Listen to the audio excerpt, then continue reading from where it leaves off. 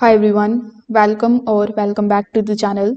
In today's video, I'm going to show you how to change the Spectrum Wi-Fi 7 router to 2.4 GHz network in 2026. Now, Spectrum router usually combines all the bands automatically, but switching to 2.4 GHz is useful for smart devices, longer range, and fixing the connection problems. So in order to do it, first of all, you need to connect your PC or your mobile device with your Spectrum Wi-Fi. After that, you need to open your web browser. Over here in the search bar, simply search for 192.168.1.1 and then simply hit enter. After doing this, the Spectrum settings will be opened in front of you. So the Spectrum settings page is going to look something like this. Over here, you need to first of all log in with the help of your admin ID and your password. So it will be shown here on the top.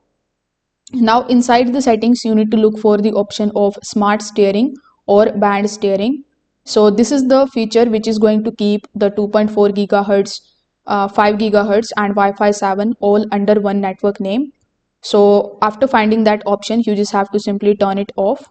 As soon as you turn it off, you are going to see separate network names for each band. As you can see, we have 2.4 GHz and for 5 GHz available.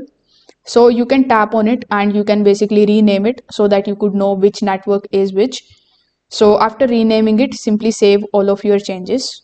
Now your Wi-Fi will restart for a few seconds.